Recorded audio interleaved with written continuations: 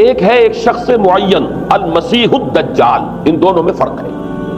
معلوم ایسا ہوتا ہے کہ ایک تو شخص ہوگا جس کا ظہور ہوگا، وہ شخص معین ہوگا، اور اگر احادیث کا تتبع کیا جائے تو معلوم ہوتا ہے کہ وہ یہود کا کوئی بہت بڑا لیڈر ہوگا، اور آخری زمانے میں قریب قیامت کا جو زمانہ ہے، قرب قیامت کا، اس میں جو بڑی عظیم جنگیں ہونے والی ہیں، ان میں جب یہودیوں اور مسلمانوں کا مقابلہ ہوگا اور بہت کریٹیکل سٹیج پر وہ مقابلہ پہنچا ہوا ہوگا، اس وقت حضرت مسیح علیہ السلام کا نزول ہوگا، اور وہ دجال اکبر کو یا المسیح الدجال جسے کہا گیا ہے اس کو وہ قتل کرے گا۔ تو المسیح الدجال یہ تو ایک شخص معین، البتہ دجالی فتنہ صرف ایک شخص معین کے ساتھ نہیں متعلق، بلکہ اس کے لیے جو احادیث آئی ہیں ان کا جب ہم تتبع کرتے ہیں، ان سب کو جب جمع کرتے ہیں تو معلوم ہوتا ہے کہ وہ ایک خاص کیفیت ہے، ایک خاص دور میں کچھ ایسی کیفیات پیدا ہو جائیں گی کہ جن کو دجالی فتنے سے تعبیر کیا گیا ہے۔ وہ کیفیات کیا ہیں؟ میں کچھ احادیث کے حوالے سے وہ میں نوٹ کر کے لایا ہوں، آج آپ کے سامنے رکھ رہا ہوں۔ پہلی بات یہ معلوم ہوتی ہے کہ اس دور میں، اس دجالی فتنے میں، انسان کو جو قواعد طبعیہ ہیں، جو قدرت کی طاقتیں ہیں، کائناتی قوتیں ہیں، ان پر غیر معمولی غلبہ، اختیار حاصل ہو جائے گا، اور وہ دجال متصرف ہوگا ان تمام قواعد طبعیہ پر، بالکل ایسے انداز میں جیسے کبھی انبیاء کرام علیہ السلام کو اللہ تعالیٰ معجزے عطا فرماتے۔ وہ معجزے کہ جو اللہ تعالیٰ کے فضل و کرم سے اللہ کے رسولوں کو عطا ہوئے ہیں، گویا کہ وہ سب کی سب کیفیات ہیں کہ جو دجال کے بارے میں قرآن مجید یا احادیث نبیہ میں وارد ہیں۔ مثلا پہلی بات یہ بتائی گئی کہ اس کے لیے فاصلہ بے معنی ہو کر رہ جائے گا، انتہائی تیز رفتاری ہوگی جو اسے حاصل ہوگی۔ چنانچہ الفاظ یہ ہے کالغیث استدبرت الريح، وہ ایک ایسے طوفان کے مانند جو ہے وہ سیلاب آئے گا کہ جیسے کوئی بہت زوردار آندھی جو ہے اس کے ساتھ طوفان آیا کرتا ہے۔ آپ سائیکلون کا تصور کیجئے کہ جس طریقے سے وہ ایک انتہائی تیز رفتار ہوا جو ہے وہ طوفان کو لے کر آتی ہے، اس طور سے وہ فتنہ پھیلے گا۔ ایک اور حدیث میں الفاظ ہیں فَلَا تَدَعُ قَرْيَةً إِلَّا حَبِطَتْهَا فِي 40 لَيْلَةً، یہ مسلم شریف کی روایت ہے حضرت نواس بن سمعان رضی اللہ تعالیٰ عنہ۔ کوئی قریہ تک نہیں چھوڑے گا دنیا کی کوئی آبادی چھوٹی سے چھوٹی جس میں وہ نہیں پہنچ جائے گا 40 دن کے اندر اندر۔ یہ اس کی تیز رفتاری کا عالم ہوگا، گویا کہ میں تعبیر کر رہا ہوں اسے ان الفاظ سے کہ فاصلہ بے معنی ہو کر رہ جائے۔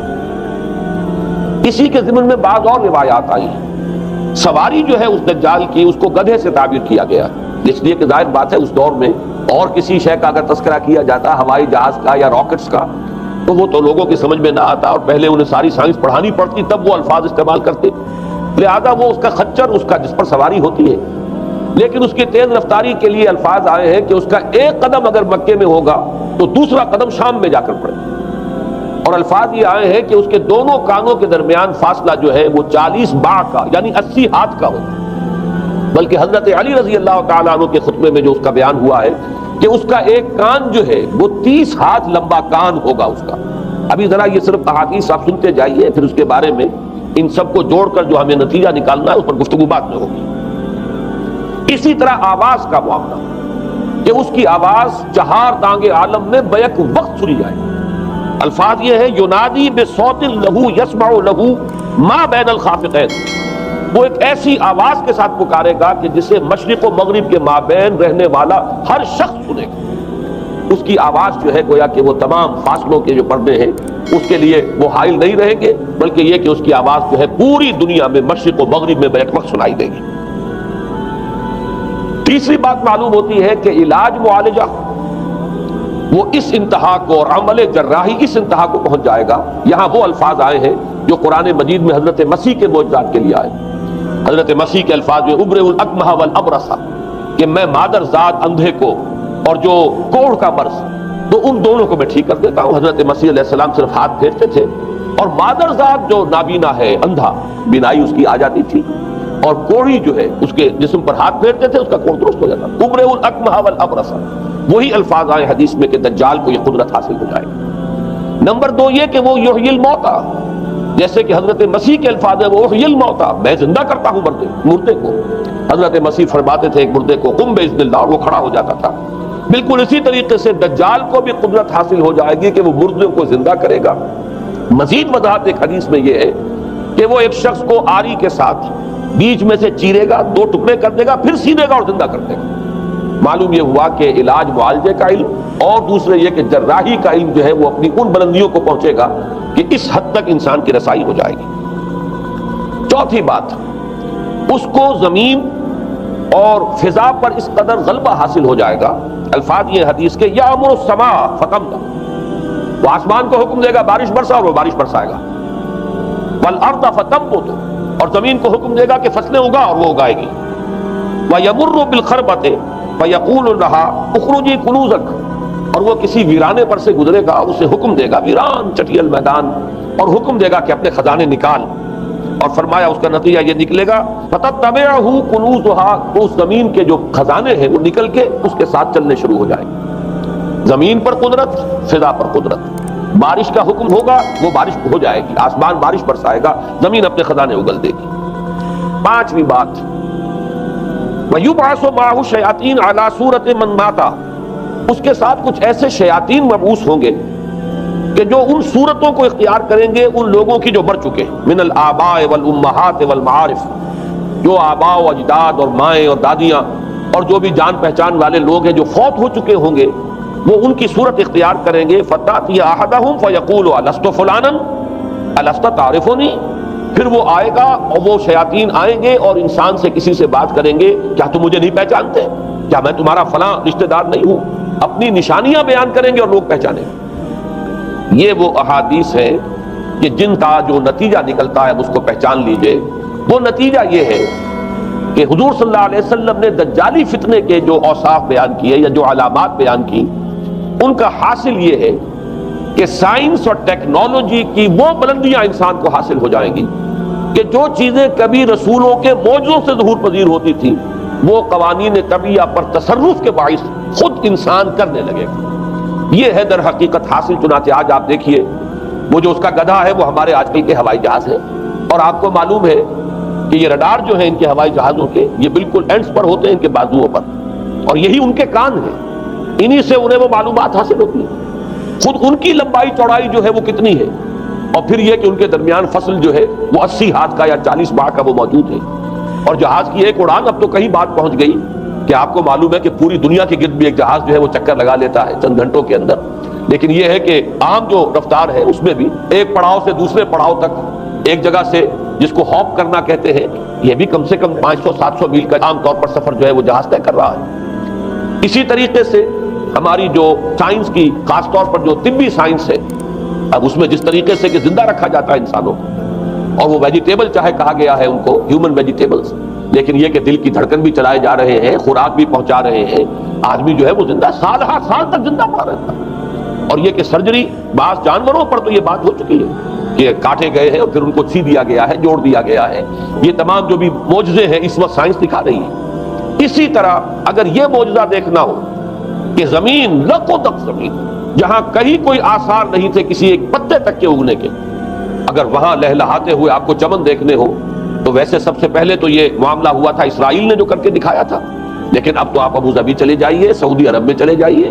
سعودی عرب کے اندر حال یہ ہے کہ آپ اگر ہوائی جہاز سے سفر کریں ریاض سے جدہ تک، تو آپ کو جگہ جگہ بڑے سرکولر پیچز نظر آئیں گے جہاز سے، نہایت گرین، اور اس کے اندر جو ہے آرٹیفیشل اریگیشن کے ذریعے سے، اور بہت عمدہ وہاں کاشت ہو رہی ہے، بہت خوبصورت فارمز جو ہیں وہ تمام کے تمام سرکولر پیچز، اس لیے کہ جو اریگیشن ہوتی ہے وہ ان ویلز کے ذریعے سے ہوتی ہے کہ جو ایک سرکل میں چلتے ہیں، اور پانی کی وہ آرٹیفیشل بارش جو ہے وہ ہوتی رہتی ہے۔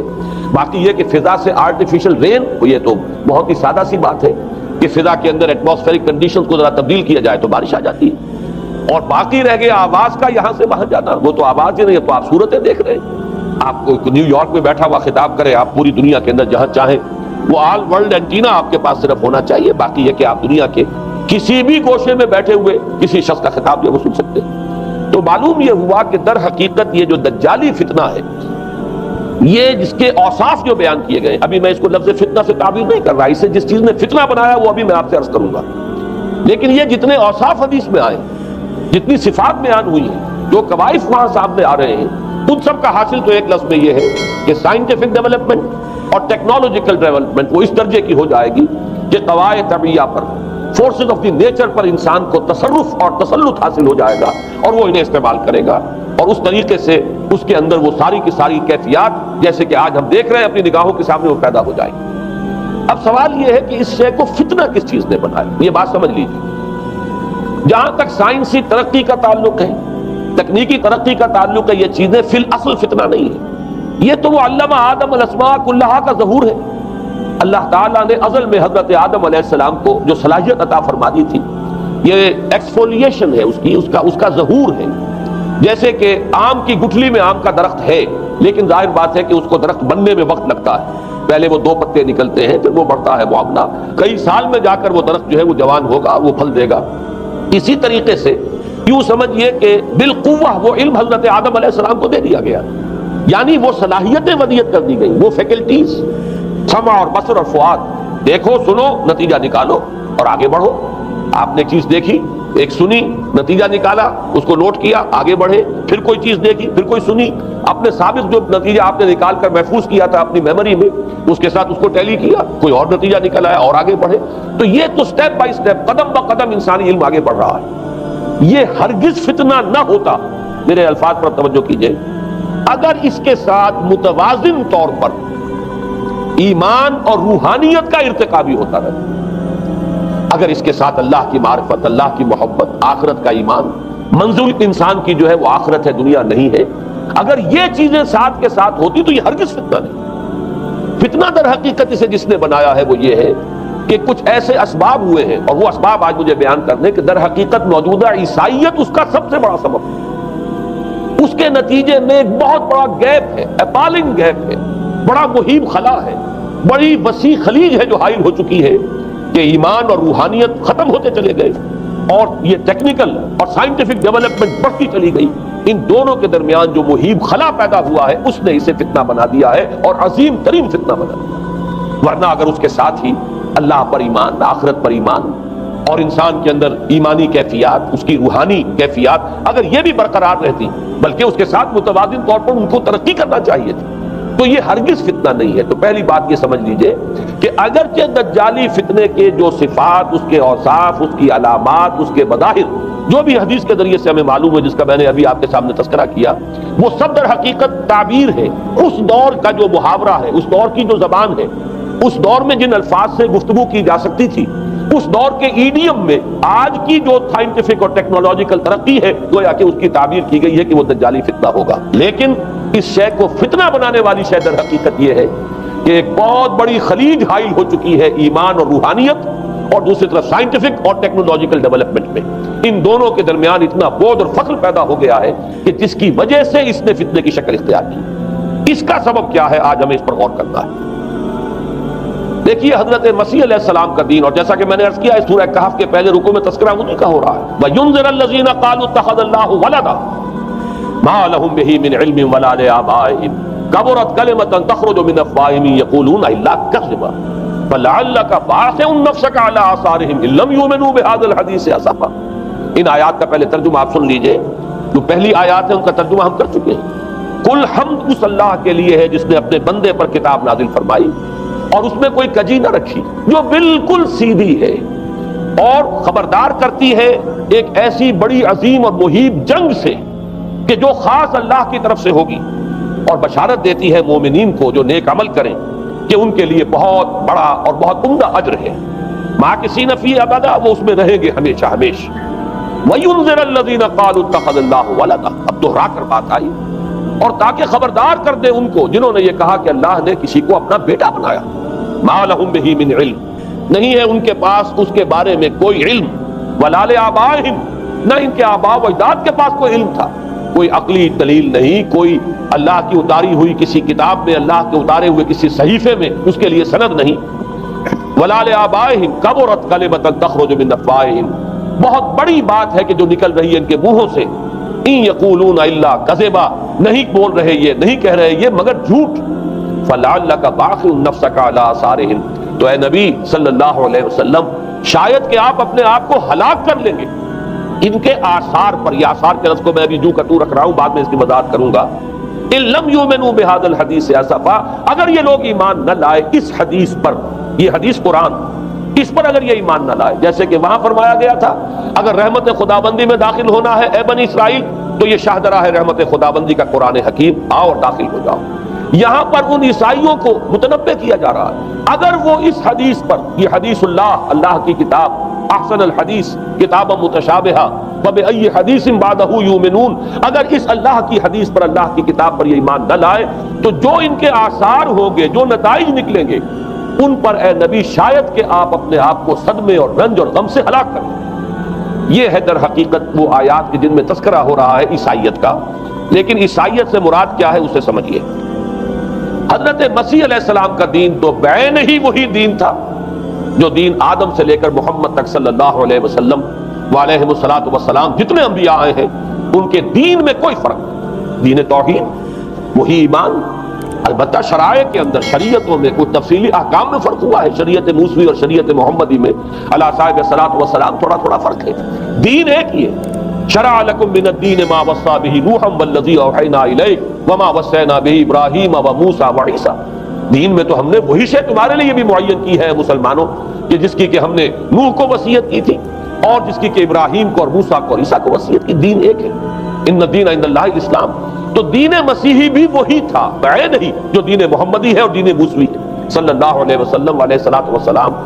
البتہ حادثہ جو نہایت عظیم پیش آیا ہے وہ یہ ہے کہ ساؤل اس کا نام تھا پہلے، جس نے کہ اپنی زندگی میں حضرت مسیح علیہ السلام جب تک موجود تھے دنیا میں شدید انہیں تکلیفیں پہنچائیں، شدید ایذائیں پہنچائیں، ان کی مخالفت پر کمر بستہ رہا۔ لیکن اس کے بعد جب انہیں اٹھا لیا گیا، یا عیسائیوں کے عقیدے کے مطابق وہ سولی دے دیے گئے، اور اس کے بعد ان کا عقیدہ بھی یہ ہے کہ سولی پانے کے بعد پھر وہ زندہ ہو کر آسمان پر چلے گئے، جبکہ ہم یہ سمجھتے ہیں اور ہمارا ایمان ہے کہ انہیں سولی دی نہیں گئی، بلکہ انہیں تو پہلے ہی اٹھا لیا گیا تھا، ان کی جگہ کوئی اور ہے۔ انجیل برنباس نے یہ بات بالکل واضح کر دی کہ در حقیقت وہی حواریین میں سے جس نے کہ غداری کی تھی اور پکڑوایا تھا، مخبری کی تھی، وہی ہے جس کی شکل بنا دی گئی تھی حضرت مسیح علیہ السلام کے جیسی مانند، اور وہ شخص ہے کہ جو سولی چڑھا۔ بہرحال عیسائیت اس وقت کی جو اس کا عقیدہ ہے اور جو ہمارا عقیدہ اور ایمان ہے، ان دونوں کی روح سے حضرت مسیح علیہ السلام آسمان پر اٹھا لیے۔ اس کے بعد اس نے دین مسیحی میں نقب لگانے کے لیے، جو دین مسیح اصل دین اسلام تھا، اس کو کرپٹ کرنے کے لیے، ڈسرپٹ کرنے کے لیے، اس میں نقب لگانے کے لیے اس نے اپنے ایک مکاشفے کا ذکر کیا کہ میں آ رہا تھا سفر میں کہ مجھے حضرت مسیح نظر آئے ہیں آسمانوں میں، اور انہوں نے مجھے کہا ہے کہ اے ساؤل تو مجھے کیوں ستاتا ہے، اور تو اب فلاں جگہ جا اور میرے نام سے نبوت کر۔ اس کے بعد اس نے لبادہ اوڑھا عیسائیت کا، اور اس نے آ کر جس طرح عبداللہ ابن سبا نے محمد الرسول اللہ صلی اللہ علیہ وسلم کے دین میں نقب لگائی، اسی طریقے سے اس شخص نے دین مسیحی میں نقب لگائی۔ فرق یہ ہے کہ دین محمدی صلی اللہ علیہ وسلم کیونکہ یہ آخری دین تھا، اب کوئی اور رسول آنے والا نہیں تھا، اللہ تعالیٰ کی طرف سے اس دین کو، اس شریعت کو ایک پروٹیکشن حاصل ہے، لہذا ایک جزو کی حد تک گمراہی جو ہے پھیل سکی، کل پر محیط نہیں ہوئی۔ لیکن بدقسمتی سے دین مسیحی کے بارے میں یہ ہوا کہ کچھ عرصے تک تو کشمکش رہی ہے، اصل دین مسیحی پر بھی جو کاربند لوگ تھے اور جو اس کے اوپر مستقیم رہے وہ قائم کچھ عرصے تک رہے ہیں، لیکن ہوتے ہوتے تقریباً اس دور تک آ کر جب کہ حضور کی بعثت ہوئی ہے، اصل دین مسیحی کے ماننے والے تقریباً ختم ہو چکے تھے، شاذ لوگ رہ گئے تھے، اور ان میں بھی یہ جرت نہیں تھی کہ اپنے اصل دین کا وہ اظہار کر سکے، بلکہ ہوتے ہوتے ان 600 سالوں کے اندر یہ ہوا کہ وہی پولزم جو ہے در حقیقت اس نے ہی مسیحیت کی شکل اختیار کر لی۔ یہ پولزم جو ہے یہ ہے در حقیقت یوں سمجھیے کہ ادیان عالم کی تاریخ میں سب سے زیادہ گمراہ کن مذہب، جس کا رد عمل پیدا ہوا ہے یورپ میں، جس نے کہ اس دجالی فتنے کی شکل اختیار کی ہے۔ میں یہ چاہتا ہوں کہ اس کے ضمن میں چند باتیں آج آپ کے سامنے رکھوں۔ پول نے جو دین مسیحی میں یا دین اسلام میں جو صحیح دین ہے اللہ کا، اس میں 3 تبدیلیاں بنیادی کی۔ سب سے پہلا تو وہی جو قرآن کہہ رہا ہے الذین قالوا اتخذ اللہ ولدا، مسیح کو، حضرت مسیح علی نبینا علیہ الصلوۃ والسلام، انہیں خدا کا بیٹا قرار دیا گیا۔ اور اس میں بھی نوٹ کیجئے بیٹے کے لیے عربی زبان میں 2 لفظ ہیں، ابن اور ولد۔ ابن کا لفظ ذو معنیین ہے، 2 معنی ہے اس کے، ابن بیٹے کو بھی کہتے ہیں، اور ابن کا کوئی معنوی تعلق بھی ہو سکتا ہے، صرف بیٹا نہیں۔ ابن السبیل مسافر کو کہتے ہیں، راستے کا بیٹا، یعنی چونکہ راستے کے ساتھ اس کا ایک تعلق ہے، راستہ چل رہا ہے، وہ تو ابن السبیل ہے۔ ابن الوقت، وقت کا بیٹا، وہ وقت کا بیٹا اس معنی میں نہیں ہے، بلکہ یہ ہے کہ جو ہر وقت جو ہے حالات کے مطابق گرگٹ کی طرح اپنا رنگ بدلتا چلا جائے، چلو تم ادھر کو ہوا ہو جدھر کی، وہ ابن الوقت ہے۔ تو ابن الوقت اسی طریقے سے جو میں نے دوسری مثال دی ہے، ان کو اگر آپ سامنے رکھیں گے تو معلوم یہ ہوا کہ ابن کے تو دونوں معنی ہو سکتے ہیں، لیکن ولد یہ بالکل مخصوص ہے اولاد کے معنی میں. ولد یہ تو گویا کہ صلبی اولاد. اور عیسائیت وہ ہے مذہب کہ جس نے کہ بدترین شرک کی صورت اختیار کی ہے، اور ان کے ہاں عقیدے میں یہ الفاظ ہیں کہ مسیح اللہ کا، خدا کا صلبی بیٹا ہے، تاکہ کوئی شک نہ رہ جائے کہ کوئی اور نسبت ہے جسے ابن سے تعبیر کیا گیا، کوئی اور تعلق ہے جس کے لیے یہ لفظ اختیار کیا گیا. صلبی کا لفظ استعمال کیا گیا ہے کہ یہ خدا کا صلبی بیٹا ہے. اور یوں سمجھیے اب اس کا جو نتیجہ نکلا کہ بیٹا اگر کسی کا ہے تو ظاہر بات ہے کہ وہ ہم جنس ہے، ہم نوع ہے اپنے باپ کا. انسان کا بیٹا انسان ہوگا، سید زادہ جو ہے سید کا بیٹا سید ہوگا، مغل کا بیٹا مغل ہوگا، گھوڑے کا بیٹا گھوڑا ہوگا، گدھے کا بیٹا گدھا ہوگا. معلوم یہ ہوا کہ بعین ہی جو کچھ باپ ہوتا ہے وہی بیٹا ہوتا ہے.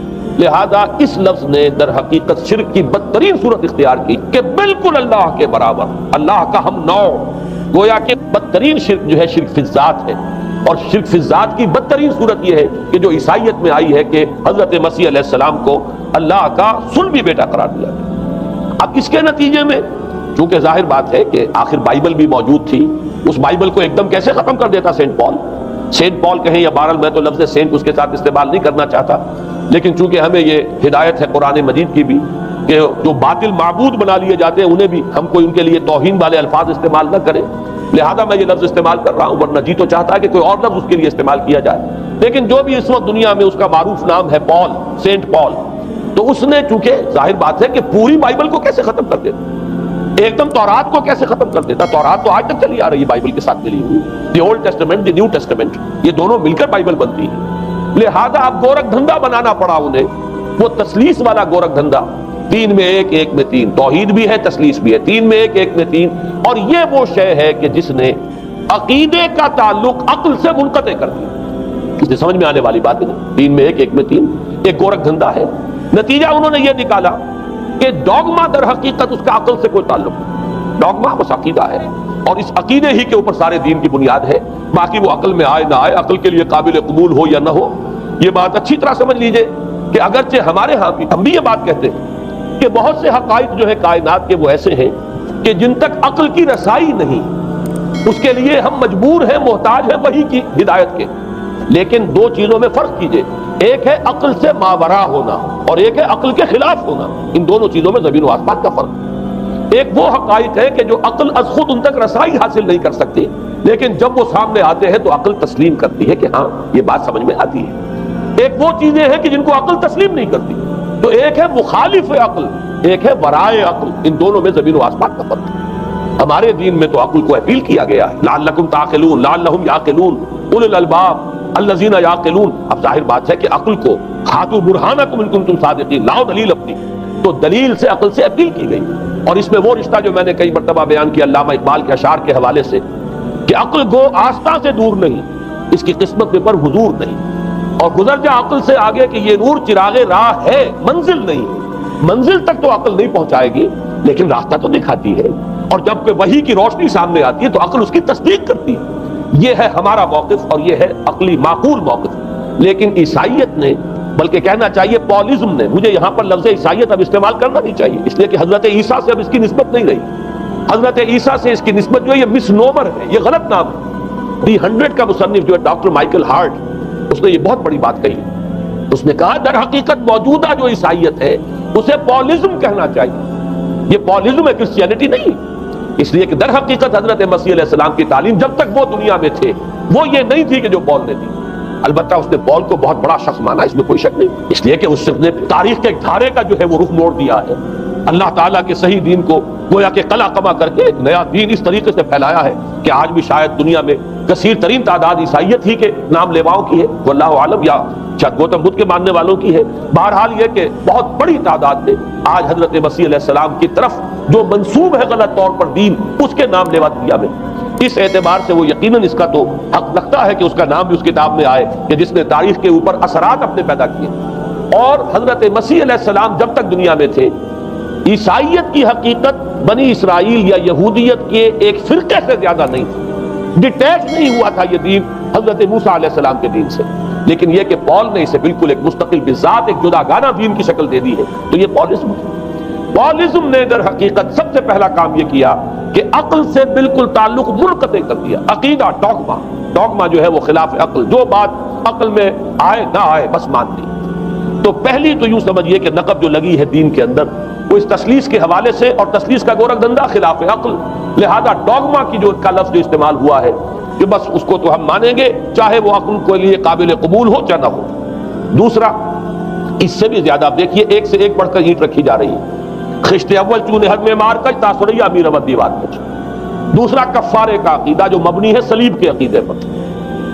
مسیح نے انتہائی ذلت کی موت یعنی صلیب کی موت جو ہے وہ خود کہتے ہیں کہ انتہائی ذلت کی موت ہوئی. یہ ذلت کی موت کا پیالہ اس لیے پیا تاکہ اس کے ماننے والوں کی طرف سے کفارہ ادا ہو جائے.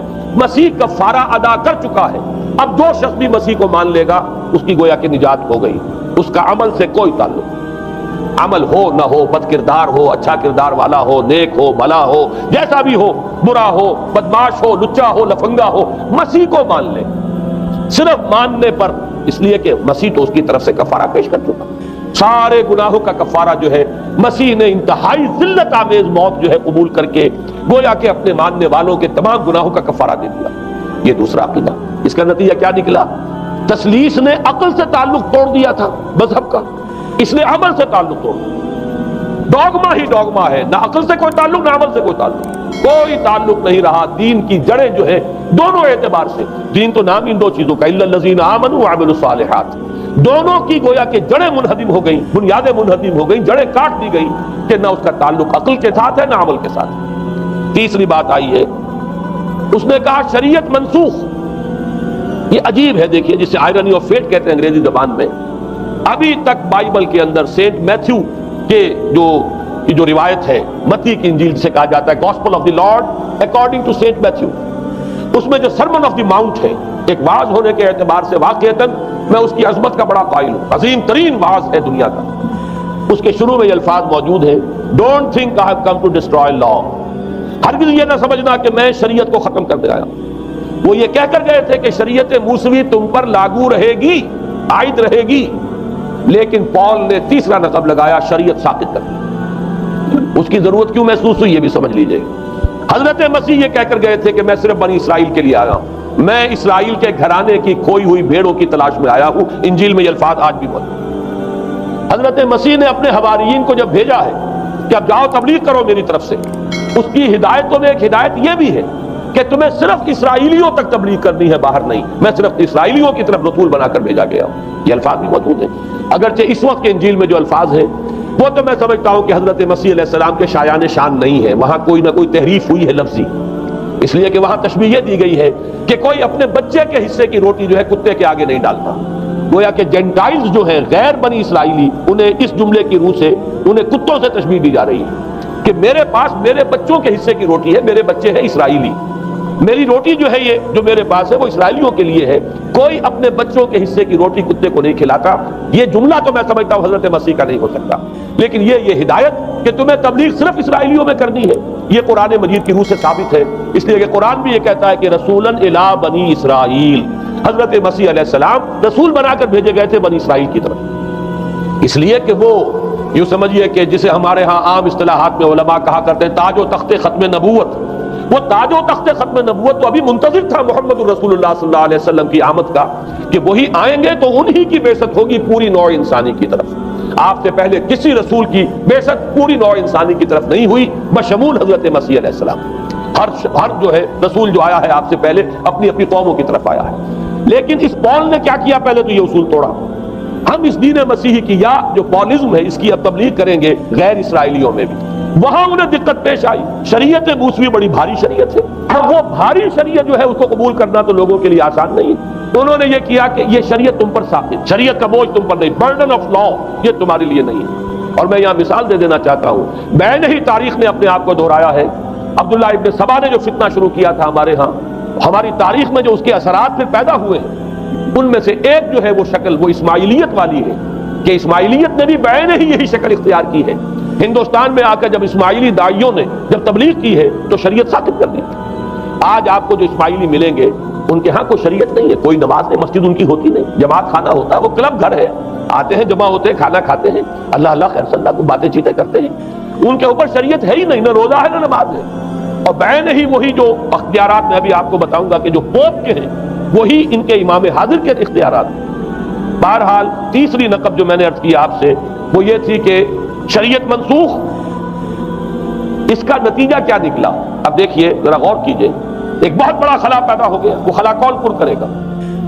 شریعت کے بارے میں سارے اختیارات اب پوپ کو حاصل ہیں، وہ جس چیز کو چاہے حلال کر دے، جس چیز کو چاہے حرام کر دے، جس چیز کو چاہے قرار دے دے کہ یہ ممنوع ہے، جس چیز کی چاہے اجازت دے دے، اس لیے کہ اب شریعت تو نہیں، خلا ہے، اس میں سوالات تو پیدا ہو گئے، یہ کام کیا جائے یا نہ کیا جائے، کون کرے گا؟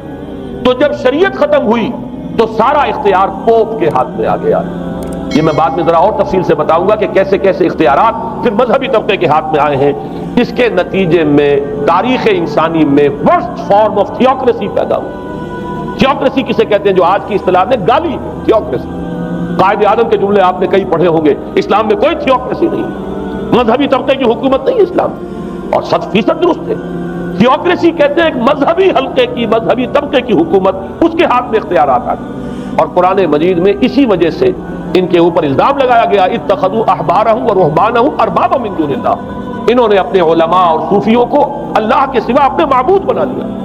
حضرت عدی ابن حاتم رضی اللہ تعالیٰ عنہ جب ایمان لائے، یہ حاتم طائی جو مشہور ہے سخاوت میں، ان کے بیٹے ہیں، قبیلہ طے سے ان کا تعلق ہے، حاتم طائی تو طے سے ہے، ان کے بیٹے عدی ہیں، یہ عیسائی تھے۔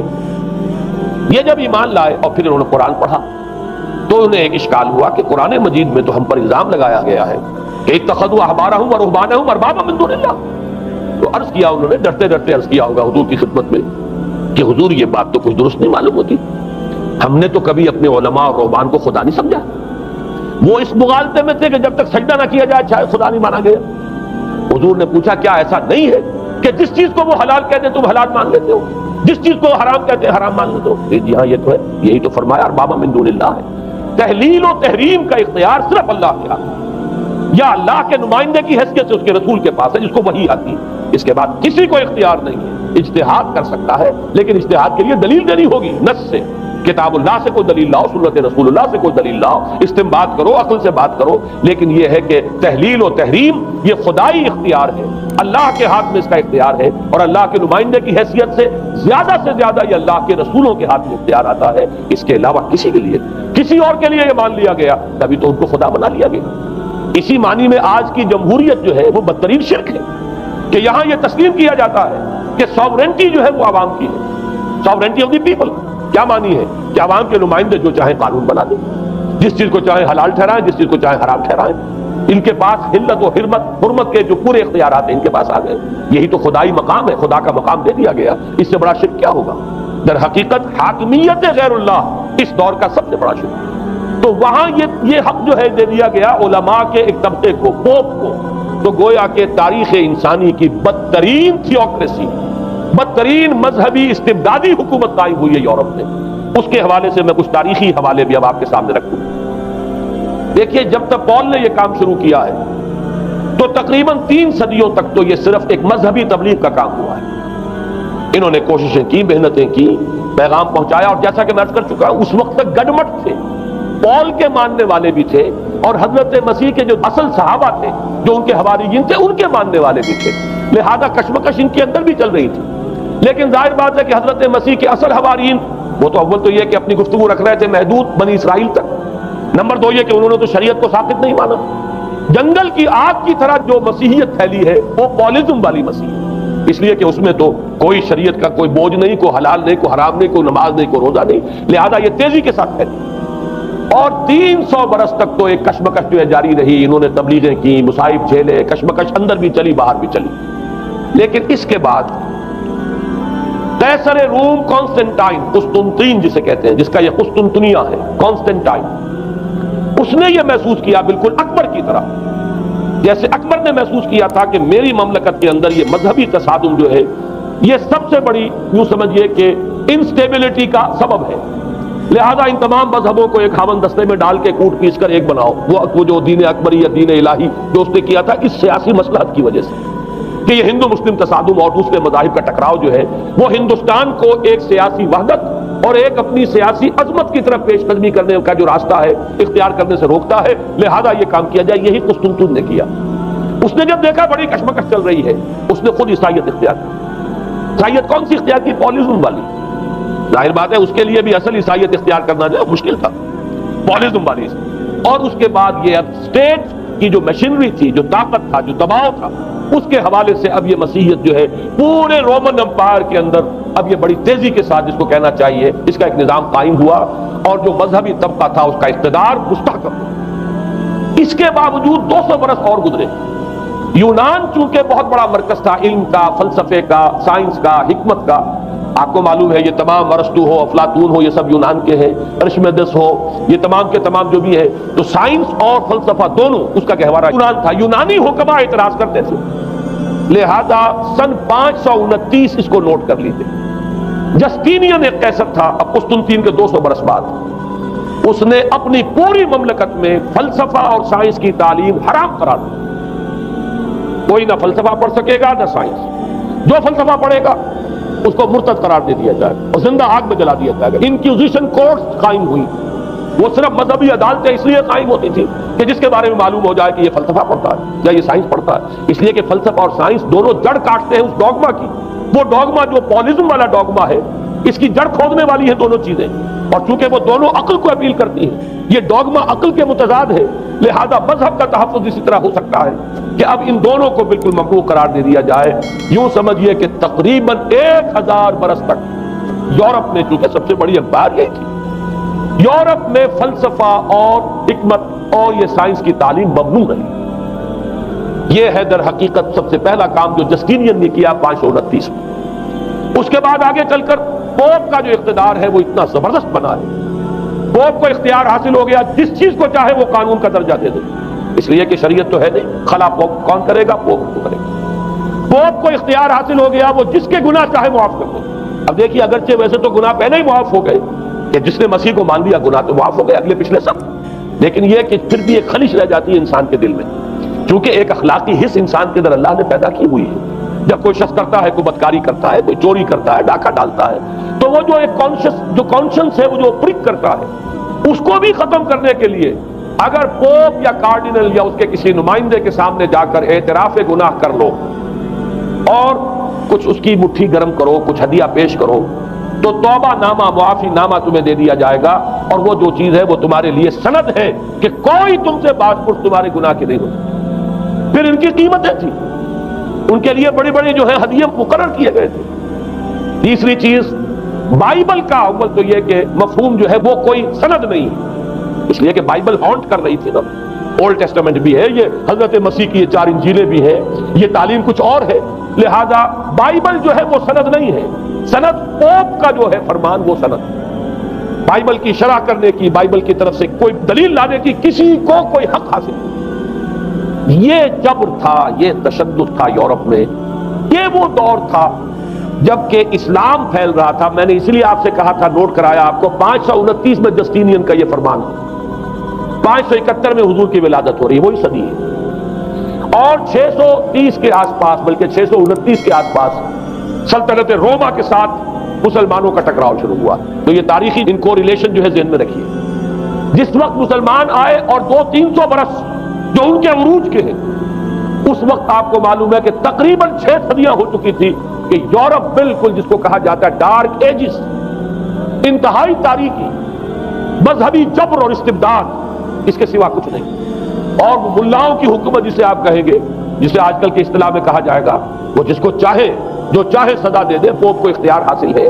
کسی کے بارے میں ذرا جیسے بعض اوقات خبریں سچی ہیں یا جھوٹی، لیکن میں مثال دے رہا ہوں جیسے خبریں آتی رہی ہیں ایران کے بارے میں کہ کہیں اگر معلوم ہو گیا تو پاسداران انقلاب پہنچے اور سمری ٹرائل اور فوراً ختم کیا آدمی کو۔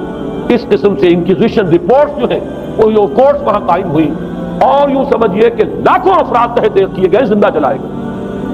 لیکن اس کے بعد جب عالم اسلام میں وہ روشنی پھیلی، اور خاص طور پر بنو عباس کے زمانے میں، اب بھاگ بھاگ کر وہاں جو بھی تھے فلسفے کے اور سائنس کے کوئی دلچسپی رکھنے والے، وہ بھاگ کر عالم اسلام میں آ گئے۔ یہاں وہ کتابیں جو ہیں ان کے ترجمے ہوئے، خاص طور پر مامون اور ہارون الرشید کے زمانے کے اندر یہ علم جو ہے ہندوستان سے بھی لیا، یونان سے بھی لیا مسلمانوں نے، اور اس کے بعد یہ غرناطہ اور قرطبہ کی یونیورسٹیوں کے ذریعے سے اس علم نے پینیٹریٹ کیا ہے دوبارہ یورپ میں. دیکھیے سرکل کیسے بنا ہے. یونان کا علم آیا ہے پہلے عالم اسلام میں، مڈل ایسٹ میں، اور پھر ادھر سے ہو کر چکر کھا کر اور اسپین کی یونیورسٹیوں کے ذریعے سے یورپ میں انٹروڈیوس ہوا ہے. اس وقت پھر اصلاح مذہب کی تحریک شروع ہوئی اور ساتھ ہی تحریک احیاء العلوم رینیسنس، اس کے نتیجے میں وہاں بیداری پیدا ہوئی. لیکن یہ بیداری اب آپ نوٹ کر لیجئے، ایک تو پروٹیسٹنٹ مذہب پیدا ہوا اور کئی سو برس تک تصادم رہا کیتھولکس کے اندر اور پروٹیسٹنٹس میں. پورے اسلام کی تاریخ میں کبھی اتنے خونی فسادات نہیں ہوئے ہیں، کبھی بھی شیعہ سنی فساد بھی کبھی اتنا نہیں ہوا جتنا کہ کئی سو برس تک رومن کیتھولکس اور پروٹیسٹنٹس کے مابین یورپ میں ہوتا رہا. بلکہ اس میں تو ایسے ایسے واقعات آتے ہیں کہ لگ بھگ 10 لاکھ افراد جو ہیں وہ ختم ہوئے ہیں. یہ آپس کا تصادم جو تھا، پروٹیسٹنٹ مذہب جو پیدا ہوا اصلاح مذہب کی تحریک کے ذریعے سے، اور وہ رومن کیتھولک پاپائیت والا نظام، ان کے درمیان جو تصادم ہوا 10 لاکھ کی تعداد بتائی جاتی ہے کہ آدمی مارے گئے. بلکہ فرانس کا ایک شہر ہے، وہاں تو 19 دن تک مسلسل قتل عام کیا گیا پروٹیسٹنٹس کا، اور وہاں حاملہ عورتوں کے جو ہے پیٹ چاک کر کے بچے نکال کر ان کو بھی جو ہے ختم کیا گیا. یہ سارا ظلم جو ہے وہاں ہوا ہے، تصادم ہوا ہے. اس کے نتیجے میں آپ خود سوچئے کہ کس قدر نفرت پیدا ہوئی عوام کے اندر مذہب سے. اس کے ساتھ ہی اب وہ علم شروع ہوا، سائنس شروع ہوئی. لہذا علم اور سائنس دونوں کی جڑ میں مذہب سے شدید نفرت پیدا ہوئی. یہ ہے وہ سبب کہ جس نے یہاں سے راستے علیحدہ کر دیے. اور مذہب کیونکہ جبر کرتا ہے، مذہب کیونکہ عقل کے اوپر بیڑیاں بٹھاتا ہے، پہرے بٹھاتا ہے، بیڑیاں ڈالتا ہے، اور مذہب کیونکہ تشدد کرتا ہے، لہذا مذہب کے خلاف ایک نفرت، ایک ریئیکشن. یہ ہے اس ساری سائنسی ارتقاء اور سائنٹیفک اور ٹیکنالوجیکل جو ڈیولپمنٹ ہوئی ہے اس کی جڑ میں مذہب سے نفرت جو ہے اس کے بیج بو دیے گئے. اور یہ 200-250-300 سال میں اب یہ جو تناور درخت بن کر آیا ہے کہ ایک طرف سائنس کی ترقی، ٹیکنالوجی کی ترقی آسمان کو چھو رہی ہے. آج انسان چاند کے اوپر تو انسان کے قدم جو ہے پہنچ چکے ہیں، اور آپ کا ایک راکٹ جو ہے وہ پورے تمام سیارے جو ہیں جو ہمارے سولر سسٹم کے ہیں ان سب کا چکر لگا کر اور وہ اس سے باہر چلا گیا ہے. خلا کے اندر کہاں گیا کچھ پتا نہیں. لیکن یہ کہ تقریباً یوں سمجھیے کہ سن 77 کا چلا ہوا وہ، اور 12 برس تک اس نے سفر طے کیا ہے. کم سے کم سولر سسٹم کا جو ہے اس نے پورا جو ہے احاطہ کیا. اور جو میں نے آپ کو وہ احادیث سنائی ان کے حوالے سے بات کیا سمجھ میں آئی کہ یہ سائنٹیفک، ساری کی ساری سائنٹیفک ڈیولپمنٹ، یہ ٹیکنالوجیکل ڈیولپمنٹ، لیکن چونکہ اس کے ساتھ مذہب کا انکار ہے، خدا پر ایمان نہیں ہے، آخرت کا یقین نہیں ہے، روح کا گویا کہ انکار، روحانیت تو بہت دور کی بات ہے، روح کا بھی انکار. نتیجہ یہ ہے کہ ان دونوں چیزوں کے مابین وہ گیپ جسے میں نے کہا تھا ایپالنگ گیپ، ایک بہت بڑا گیپ ہے جو پیدا ہو چکا ہے. اب میں حدیث آپ کو سنا رہا ہوں. بخاری شریف میں جو روایت ہے حضور نے فرمایا کہ دجال کے ماتھے پر لکھا ہوا ہوگا کافارا، کفر. الفاظ یہ ہے انہو مکتوب بین عینیہ کافارا، علیحدہ علیحدہ، یقرأہ کل مومن کاتب و غیر کاتب. وہ اس طرح نمایاں لکھا ہوا ہوگا کہ ہر شخص اسے پڑھ لے گا، چاہے وہ لکھنے والا ہو چاہے نہ ہو، لکھا پڑھا ہو چاہے نہ ہو. یعنی اس تہذیب کی پیشانی پر کفر لکھا ہوا، مذہب سے دشمنی، مذہب سے بوجھ، مذہب سے دوری، مذہب کی ہر چیز کی نفی. آج جو ایک ورلڈ سویلائزیشن ہے، ایک عالمی تہذیب ہے جس کا کہ غلبہ ہے ہمارے اس پورے گلوب پر، اس میں 3 چیزوں کے مقابلے میں 3 چیزوں کی اہمیت ہے. خدا کی اہمیت نہیں ہے، ہوگا، ہم انکار بھی نہیں کرتے لیکن ہم جانتے بھی نہیں کہ ہے کہ نہیں. ہاں اہمیت کائنات کی، غور کرو، کائنات کے قوانین کو سمجھو، ایکسپلائٹ کرو، قوت جو ہے نیچر کی قوت اس کو مسخر کرو، اس کو استعمال کرو. ہوگا خدا ہے یا نہیں ہے، چھوڑو اس بحث کو. اصل اہمیت جو ہے وہ کائنات. اسی طرح اصل اہمیت اس جسم کی، مادے کی ہے. روح ہوگی کوئی شے ہمیں نہیں پتا، نہ ہم دیکھ سکتے ہیں، نہ ہم اسے چھو سکتے ہیں، نہ چکھ سکتے ہیں، ہوگی. لیکن یہ کہ اصل جو ہے اہمیت وہ مادے کی ہے، جسم کی، اس کی فکر کرو. اسی طریقے سے حیات دنیاوی، اصل سے حیات دنیاوی، اس کو بناؤ، سنوارو، بہتر سے بہتر زندگی گزارو، ویلفیئر سٹیٹ ہو، بہت ہی عمدہ ماحول ہو اور ہر چیز کو، لیکن حیات اخروی ہوگی. اب تو آرام سے گزرتی ہے، آخرت کی خبر خدا جانے ہے یا نہیں ہے، اس سے ہمیں کوئی بحث نہیں. 3 چیزوں کے مقابلے میں 3 چیزوں کی اہمیت، یا یوں کہیے کہ 3 چیزوں کے مقابلے میں مقابل کی 3 چیزوں کو بالکل غیر اہم اس کی طرف کو توجہ کا ارتکاز کائنات پر ہے، ذات باری تعالیٰ پر ہے.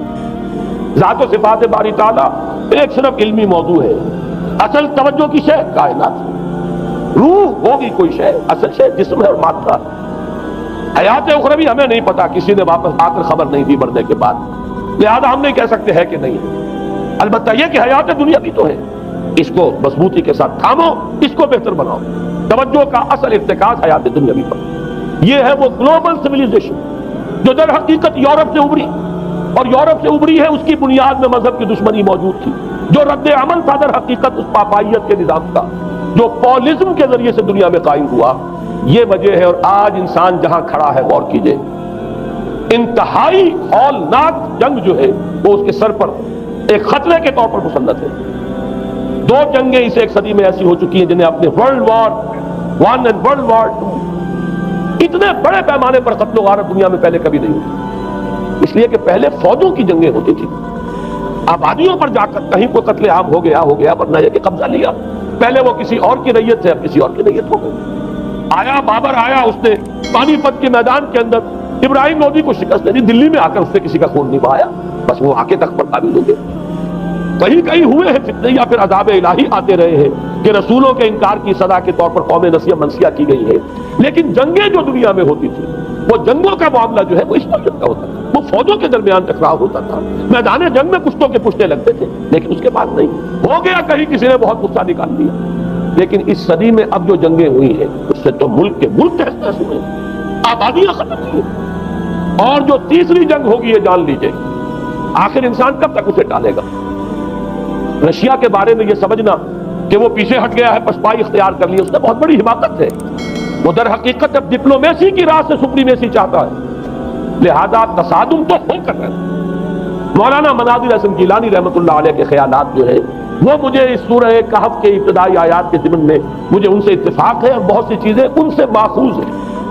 اسی طریقے سے جو حدیث اب میں آپ کو بتا رہا ہوں، میرے سامنے اس کا متن نہیں ہے، مولانا حامد میاں رحمۃ اللہ علیہ انہوں نے مجھے یہ بتایا تھا کہ جو میں نے جمع کیے ہیں حالات و واقعات، قیامت سے پہلے جو حالات و واقعات پیش آنے والے ہیں، جن کی پیشین گوئی احادیث میں ہیں، ان سے معلوم ہوتا ہے کہ ایک بہت بڑی خوفناک جنگ، اتنی بڑی خوفناک جنگ، اور ان کے الفاظ یہ ہے کہ اس میں دونوں فریق جو ہوں گے ان میں بڑی تعداد عیسائیوں کی ہوگی، ادھر بھی ادھر بھی، ایک طرف البتہ عیسائیوں کے ساتھ مسلمان بھی ہوں گے، یہودی بھی ہوں گے، اور دوسری طرف خالص عیسائی طاقت ہوگی، اور ان کے درمیان اتنی خوفناک جنگ ہوگی۔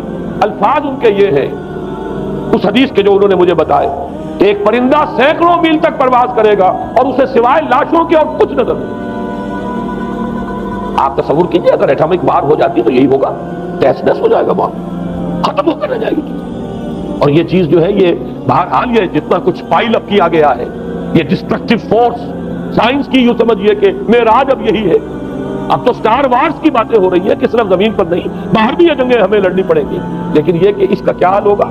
امریکہ میں ایک پکچر تیار کی گئی تھی، دی ڈے آفٹر غالباً اس کا نام ہے، اس میں ایک نقشہ دکھایا گیا ہے اس قدر ہولناک کہ یہ 100 اور اونچی منزلہ عمارتیں جو ہے یہ ایسے جیسے کہ کچے گھروں میں ہوتے ہیں، ایسے وہ پگھل کر رہ جائے گی، اور یوں سمجھیے کہ انسان جو ان کے اندر ہوں گے، ایک ایک منزل کے اندر، ایک ایک ایسی 100 منزلہ عمارت کے اندر ہزاروں آدمی ہوتے ہیں، جیسے کہ کوئی ایسی کالونی ہو کوئی ان کی چیوٹیوں کی، اور اس پوری کالونی کو آپ اپنے پاؤں سے بسل دیں، ایسے انسانوں کا اگر وہ جنگ ہو جاتی جس کا نقشہ کھینچا گیا۔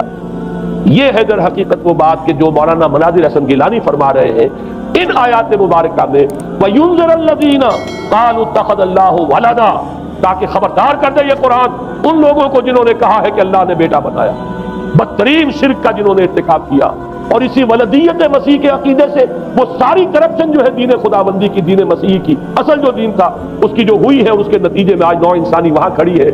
اسی لیے آیت نمبر 2 میں فرمایا وَيُنذِرَ بَأْسًا شَدِيدًا مِّن لَّدُنْهُ، تاکہ خبردار کرتے ایک بہت بڑی جنگ سے۔